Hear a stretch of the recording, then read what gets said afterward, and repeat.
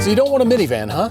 You're looking for something huge to tow the family, well, to haul a family, tow a boat, and fill it with crumbs. I've decided the entire point of all of these SUVs is to fill them with crumbs and crap. Well, this is the Grand Highlander, and Toyota makes 3 versions of the Grand Highlander. But it's joining the party a bit late. The Kia Telluride kind of really put a stamp on this market as this is what you can do, and then we wanted to bring something totally different, so that's where the Rivian comes in. The key is unibody construction. These are not body-on-frame classic trucks. You know, I like that we chose these 3 because of all the 3-row SUVs that we could have chosen. There's, of course, the Acadia, the Traverse, and the XT6 from Cadillac. The CX-90 from Mazda. CX-90. So we've got to have a nice balance between now low cost with the Kia Telluride and the Rivian, which kind of set the standard for now EV 3-rows. And here's the thing, the Kia is 50 grand loaded new.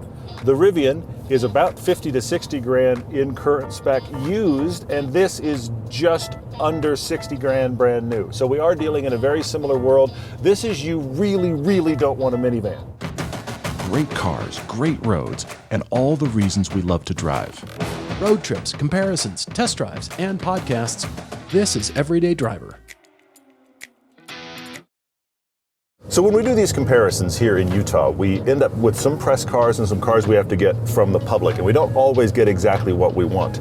This Kia Telluride is interesting because it's a 2021, which is the 2nd year of production. It's before they revised the front grille. It's before they put on the new Kia logo that people think is KN and isn't. But it also has about 85,000 miles on it, which means it's actually been used a lot. But this is the one we're able to get. This is what's happened when you get cars from Turo.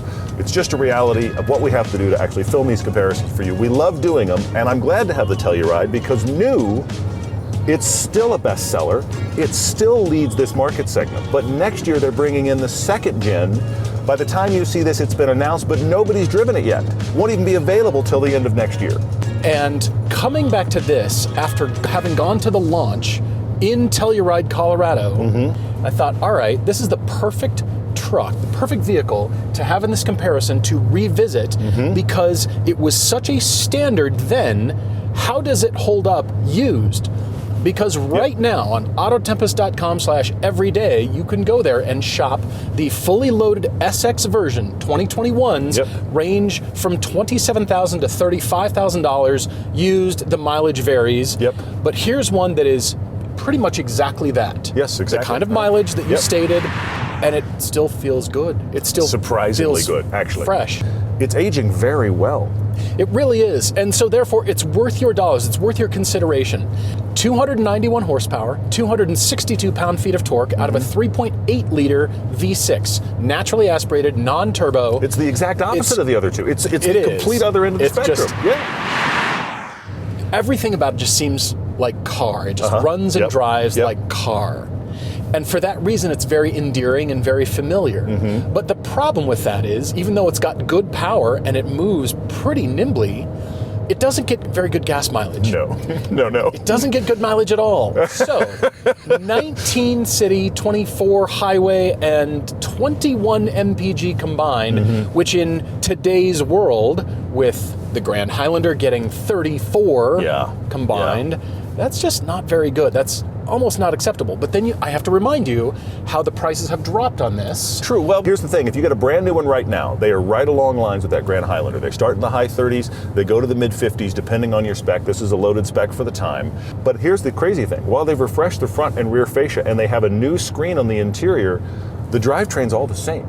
All the underpinnings, the suspension, the driveline, all of that stuff, and most of the interior is the same as it was upon launch. Obviously, that'll be different for the 2nd generation, but you're still buying this 3.8 liter with the 8-speed, the naturally aspirated engine. It's all that stuff still at the same price as brand new as the Grand Highlander. This is about the same size as the Grand Highlander, and yet it feels lighter. I mean, it is lighter at 4,400, about 4,400 pounds. Pounds. It tows more because it's got the automatic transmission, so it tows 5,000 pounds, but it drives small. It drives more compactly and more nimbly, and you forget that it still holds 7 people and has just as much interior capacity as the other two. In some cases, I it's think got a lot more in the rear. This one actually has the biggest second row of all three of these, which is a huge surprise because this looks smaller and drives smaller, and the third row is pretty comparable compared to the Grand Highlander. I'm comfortable here. I'm passable. Passable. 15 minutes to dinner then? Oh, for sure, yeah. I don't want to go to Vegas, but otherwise I'm good. Right. Minivans will always win. If you're just hauling people, they will for sure, But yes. you know what? All those little touches, ports everywhere, because people are going to get in, find their comfort zone for the trip, and check out. Yeah. And for me, all those little things make this still competent, still relevant, and still the benchmark. I'm very curious about the second generation. It's just been released in photos only. It's like it was at the LA Auto Show, and the Grand Highlander is Toyota's response to this. Exterior styling on the Telluride threw everybody for a loop. Yeah, for sure. When this came out, it was almost clean and classic and set a new design direction for Kia, and suddenly everyone noticed. Yeah. This one still looks interesting, it's good looking, it's relevant. The shapes are clean and classic, almost. And then you get inside, and this is the exact opposite of the Rivian. You realize this is on the tail end of what everybody wanted, for buttons everywhere. Yeah, you're right. Look at this interior. Well, it's funny because they have updated this interior to a singular long screen here, like almost everybody has on the planet. So that has updated. But This just they feels have normal. But they have kept buttons. All right, you've got to drive this. Ready. Here's the thing that amazes me every time I drive this, especially in comparison to the other two that we brought. Stats-wise, this doesn't have a lot more power than the Toyota. And stats-wise, it has about a third of the power of the Rivian, okay? This, in a usable day-to-day, normal driving way, not like how fast can this go. This feels as fast as the Rivian. And it feels like it leaves the Toyota in the dust. Yes. It feels like the Toyota is panting back there somewhere, and the Rivian, I'd be up alongside it. This 8-speed combined with this naturally aspirated, fairly powerful engine, 291 and 262, that's not huge stats, but it is really pulled out properly with this 8-speed automatic.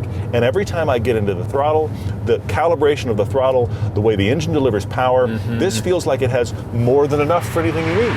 You're Which, absolutely frankly, right. unless you're in sport mode in the quad Rivian, is exactly how the Rivian feels. More than enough for whatever you need. But you look at the numbers and you just go, well, the Kia's going to feel slow. It doesn't. You and I, just two people in this, it feels light on its feet. I know it would feel bogged down if we had all the stuff and a tow. I know that. Of course. But it feels light on its feet. It feels willing enough. It moves very easily.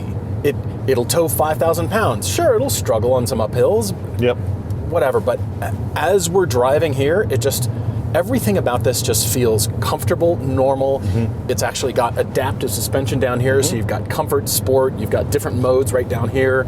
It can do a little bit of off-roading. I mean, they so nailed it. You've mentioned it already, but now that I'm driving it, I'm struck by it again. This, I don't even really understand how.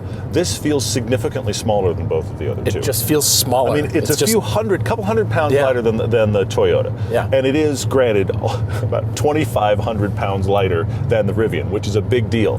But just the calibration of the steering, which of course is mute. This isn't about, steering feel, that doesn't matter here. But it just feels light on its feet and willing. This feels like a real minivan alternative.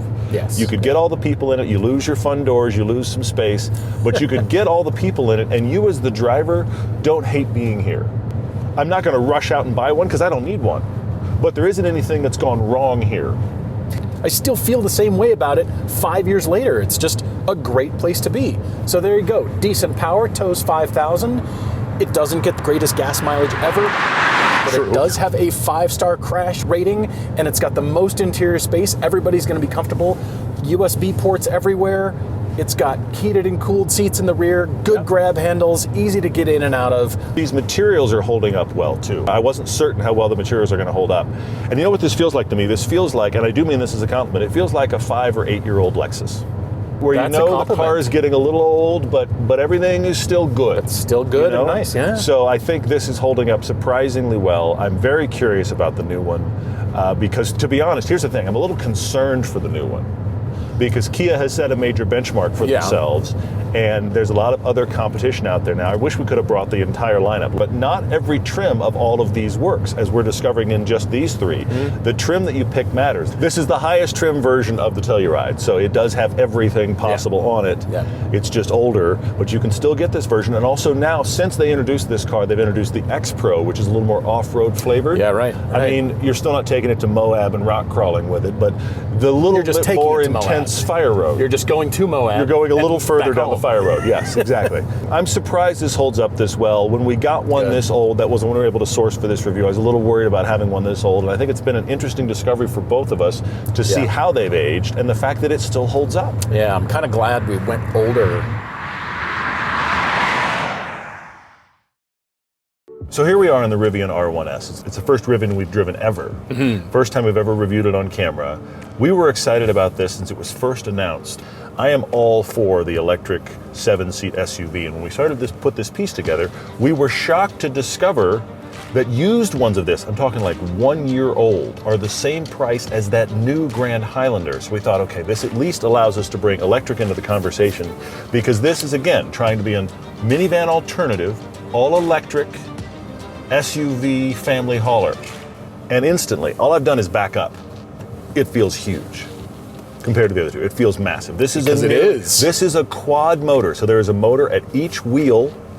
This brand new can push 100 grand depending on how you spec it. It's definitely over 85. There's no way to spec one of these less than 85 brand new. But it almost weighs 7,000 pounds. In sport mode, this 7,000 pound vehicle will do 0 to 60 in almost 3 seconds flat. I'm going to go ahead and say it. That is unnecessary. You don't need that. You don't need this to do that. It feels unbelievably strange, and every one of the wheels, you can feel them separately scrabbling for grip. Yeah, you can.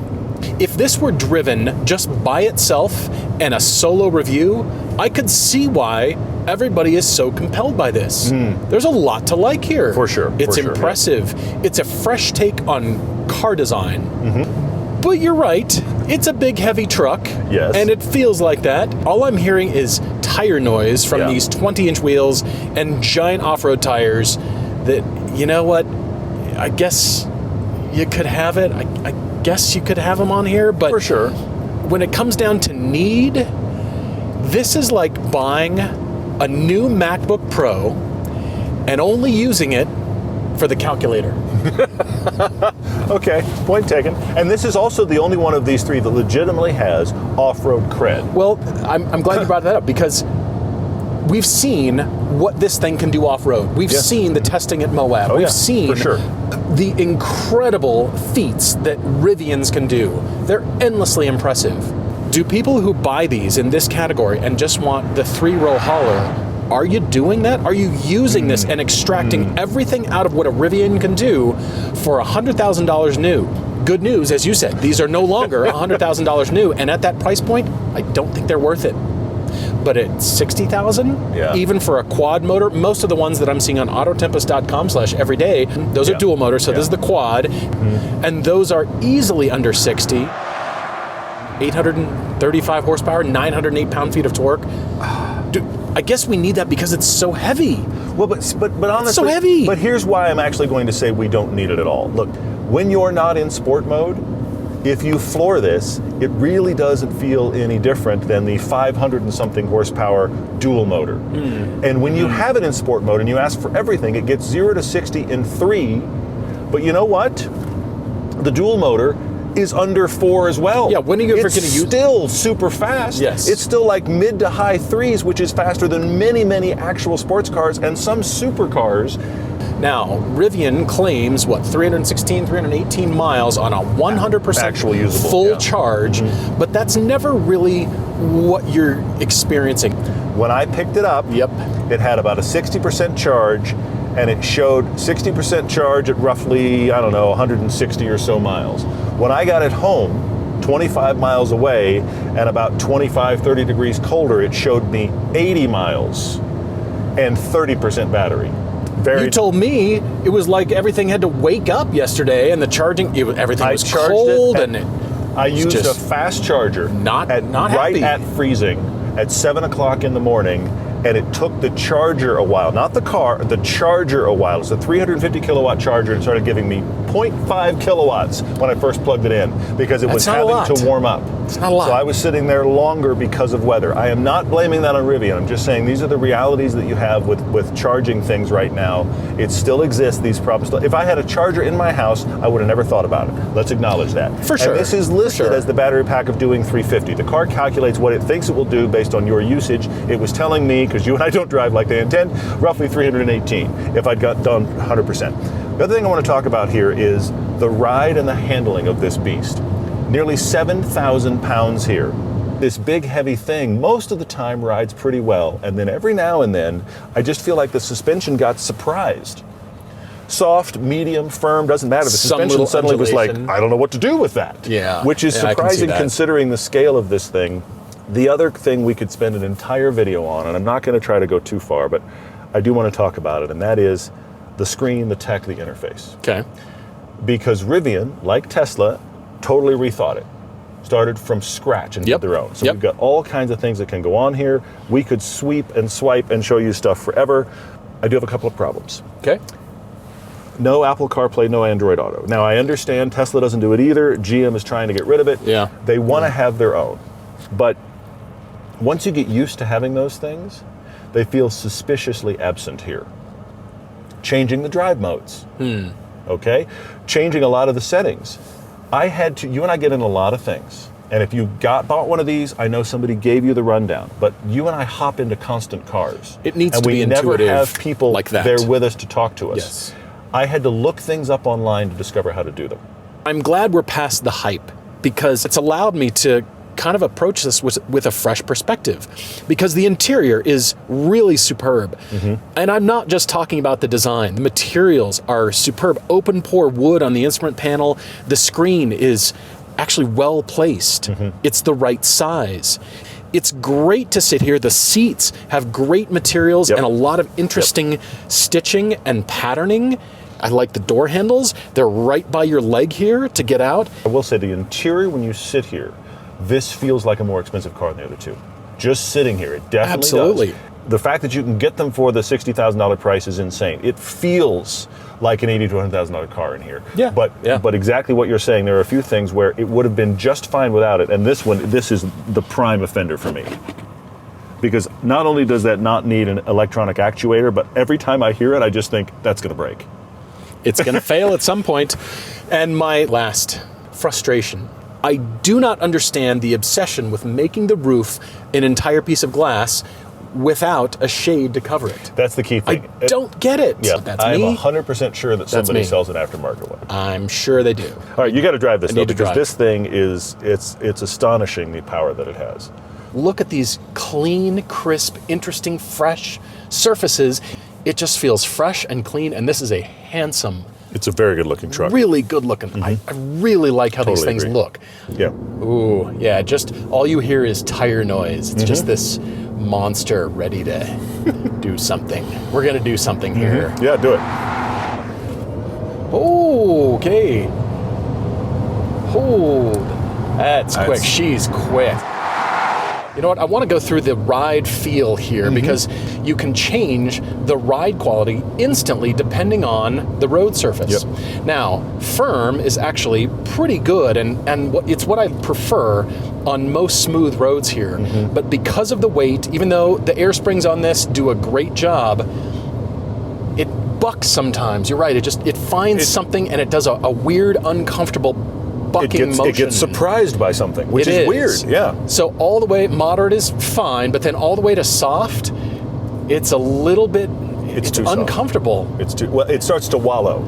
It does. It doesn't get rid of those surprise bumps, but it adds a wallow because it's heavy. It does. It starts to show how heavy. It's not managing the weight very well, and it's letting the air springs just kind of bounce and move around. So then over here, I'll go back to firm. It feels like this is just a big, heavy truck. That's how it drives. If we took the EV powertrain out of this, it just drives and rides like a big, heavy truck. And therefore, it's not very interesting. So all you're buying it for really is that third row. And the third row on this isn't good.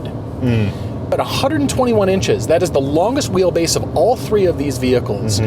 and it is still poor. Okay. That's where I'd like it to stay, though I know it's not going to. I won't be able to get in. Yes, I figured. Okay, so you can. Yeah, all right. I'll do what I can. Yeah. Take it back a notch or two. Yeah, I need it back. I figured you're gonna have to. Yeah. Ish. What about the base? Do you need to take the base back? A lot. Okay. Yeah. Keep going. Keep going. Keep going. How much fun are you not having? That is officially the edge of fun right there. Yeah. And this is gonna be hard. Yeah. All right. Okay.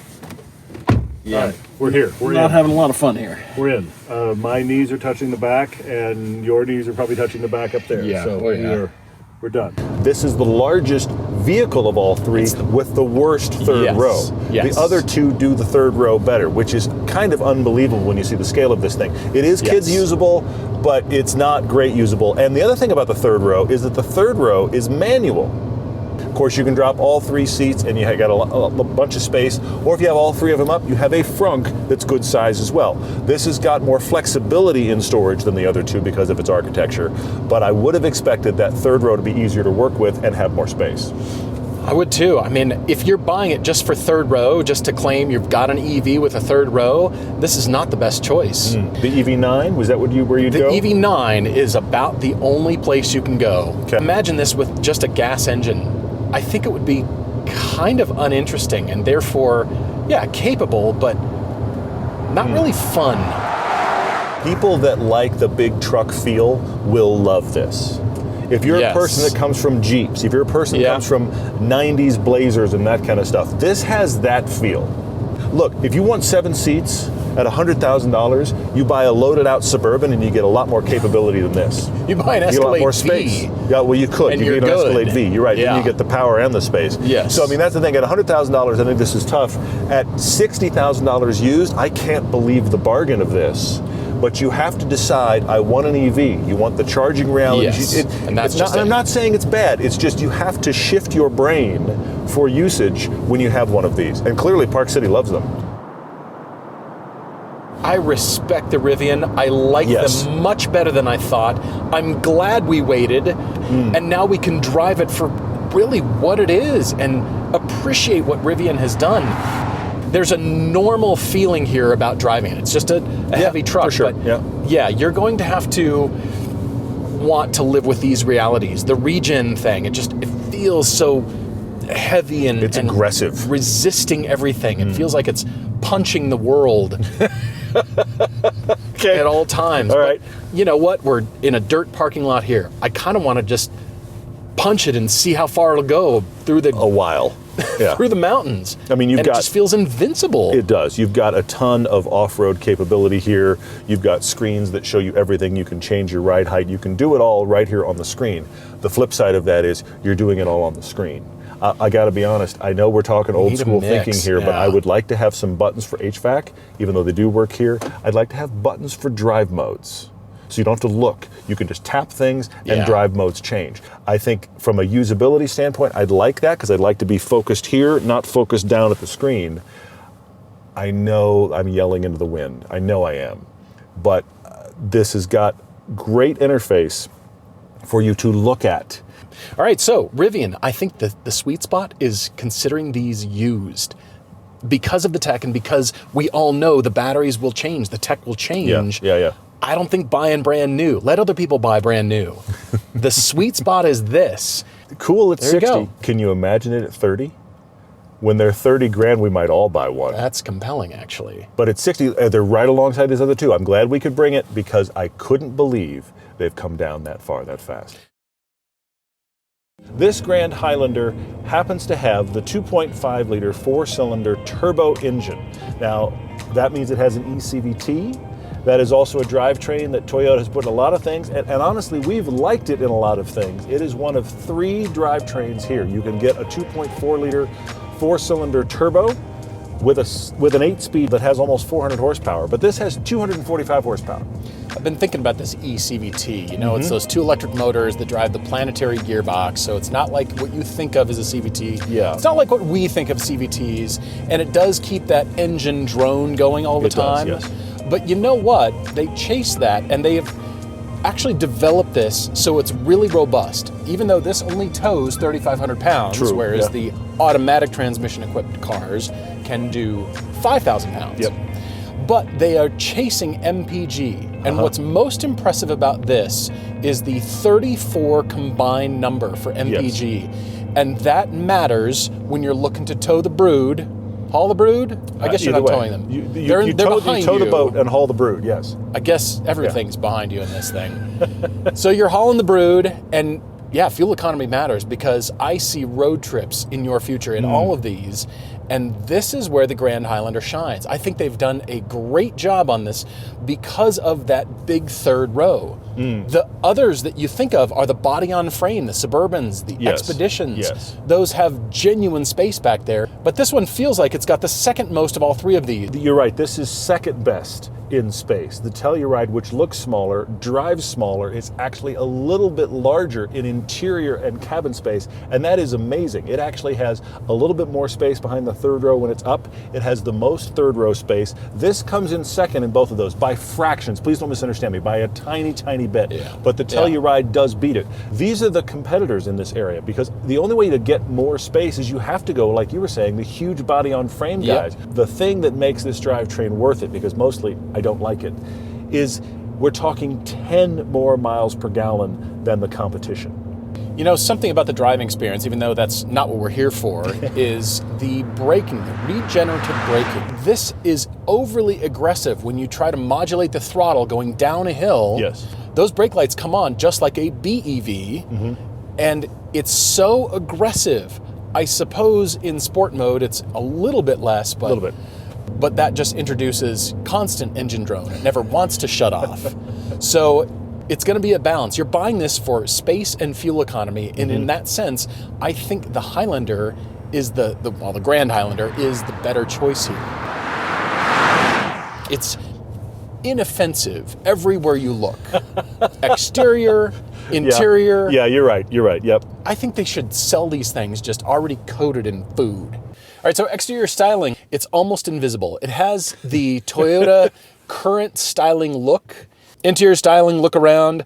The instrument panel is, again, simple, clean. I like the dash trough where you can put your phone and plug in your phone over there. Look at that. You can plug that in, which is nice.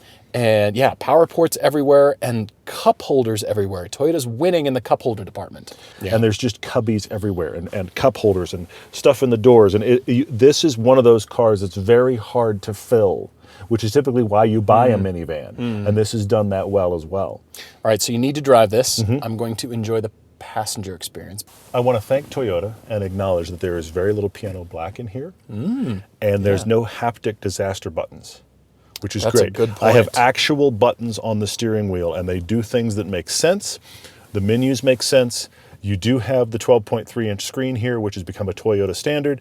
You've got buttons for HVAC, which we are a huge fan of. This does a really good mix of just, you can tell to the point you were making earlier, this is inoffensive, and it's just trying to be usable.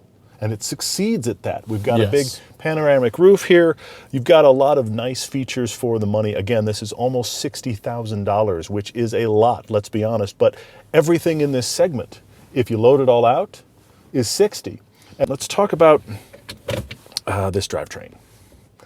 This drivetrain's bugging you, isn't it? A lot, actually. There's three, and I realize Toyota has these drivetrains in many, many cars right now. If you are buying this for power and engagement and driving, you cannot buy the hybrid. That is the place where it just annoys me constantly. And I have liked a lot of hybrid products from Toyota, but in this vehicle, at nearly 5,000 pounds, it just feels heavy and like it's straining at all times. That's because it is. Fair. A hybrid running regular gas, getting 10 miles per gallon better. This is the reason you buy the hybrid. You plan to you're going to do states and states to grandma's house, okay? That is what this is for. That's true. But that brings me back around to something else in Toyota's own lineup. They make the Sienna minivan, which is hybrid only. Also hybrid, yes. At that point, this trim shouldn't exist. You should just get the Sienna. This truck feels biggest and slowest of this group entirely down to the hybrid drivetrain. Oh, a little terrified. We'll be all right. Power. Yeah, there's decent Hey. power. Who knew? Would you look at that?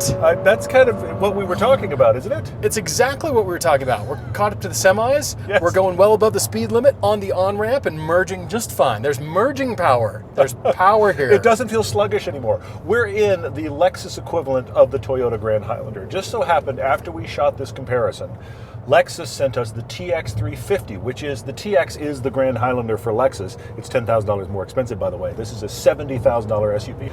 But it happens to have that base engine, the 2.4-liter turbo non-hybrid that we were just talking about. And you might say, why would I ever get a Toyota or a Lexus with the base engine? Well, good news, we are here to tell you that this is the engine we were looking for. The base engine, this is the one we're looking for. Well, this is the engine out of your 4Runner. It is. And you know what? It makes it feel normal. It makes does. it feel... It does. Spry is a word that people throw around a lot. And No, but use for but you just hit to on it. indicate power. You just hit on it. It feels normal. It's the right one for the Grand Highlander. It's fascinating to have this right after we had the Grand Highlander. We got in this and went, well, here it is, right here. No wonder I liked it. Yeah. It had normal power. Yeah. It had what I'm looking for. Yeah. The base engine. One more time for the cheap seats, and we're floored. Come on, baby. I mean, it's not that impressive, but it feels normal. I mean, it's still a heavy SUV. Normal is the But key right thing. there, the torque right there at almost 6. Yes, this is the kind of power that the other one was lacking, and it makes it really viable, and theoretically would make it a choice above the Kia. That's true. But the problem is, even though we like it better, it's still too expensive in the Lexus. I like having these various trims because it is amazing how the nuance of trim does matter. This is the low trim, base little lowly engine in the Lexus, and it's the right one. It's working hard. It's a real transmission. I think that's most of it. It's got torque. Yes. A real transmission. Yes. It's working hard. Uh-huh. You can hunt everybody down. You can. You can take this to the track. Wait. No, you shouldn't. Don't do that. That's the bridge too far. Don't take it to the track. The takeaway, though, is, power. So, again, that would have fixed the Grand Highlander that we had, but we'll go back to that as we had it. This is the most compromised of all three of these. And you know what? This is almost the most compromised of all the 7 or 8 passenger vehicles out there. Interesting. Because it's not aimed at sport, it's only aimed at MPG, and then the driving experience goes way down. Yeah. I mean, this is a tough part of the segment, but sometimes miles per gallon wins. And when it does, this kind of wins too. I'm enjoying being here. I mean, I'm comfortable. I could see it's us, comfortable. doing a road trip. It's fine. It's comfortable enough. It is. Here's the thing. This is as comfortable as a minivan. This is an absolute minivan alt across the board. You really, really don't want a minivan, so you bought this. I get it, and I see Sitting lower, that. which is good. As a result, that gives you the impression of a little bit more sportiness maybe than the van, but I think for families that really need this, it is the van. But this is a fantastic alt. You're doing all the minivan things without the minivan shape and decent gas mileage as well. You know, we could have chosen a lot of variants for this. As we've talked about, there's a lot of models in the 7 and 8 passenger category that we could have chosen, but I think these 3 still represent this price point and what you're looking for really well. But we've got to make a decision because any one of these will work for many families. It's pretty interesting for me to see the Kia that when you and I were at the Telluride launch, Yes. what, 5 years ago now? 5 years ago, yes. That was really impressive, and it kind of set the standard of what these unibody 7-passenger, 8-passenger vehicles could be and could drive like. And interestingly, I still like it a lot in comparison to these other 2. I do too. I mean, keep in mind, it's just been announced that the new one is coming in 2026, but you can't buy it yet. And for its entire life cycle, it has remained pretty much the top of this category. And I have to say, as weird as it sounds, just the way that engine and gearbox interact, that endears me so much. Also the fact that it seems like the smallest one, it is only by fractions, and yet it has the most interior space. If you're gonna do this category and you really don't want a minivan, and you really don't want something that hauls the world, the Highlander here is let down for me because of the drivetrain. With the other drivetrains, I like the Grand Highlander a lot more. I just don't like this one very much, and that drivetrain is killing it for me. This Rivian is impressive. I think it's a terrifying prospect new because of how fast they drop. Yeah, agreed. And I find a lot of the menus to be, this you have to sit and learn. I'm not a huge fan of that, but you end up with a vehicle that's very cool and quite unique, and I can't believe it's this price. Oh, agreed. The styling standout, I think, is the Rivian. It looks expensive, it looks interesting, it's compelling, there's lots of nice little details all over it. For sure, yeah. But I'm with you. I think in this case, Kia with the Telluride and of course Hyundai with the Palisade, I think these are still very compelling for you to look at. And now used, this is a heck of a choice. I think the Toyota you're gonna buy because you want the sheet, you want the MPG, you want the Toyota name. Yeah. And it's not as compelling to drive as these other two. The Kia wins because of price and because it's still got the best amount of interior space, hands down.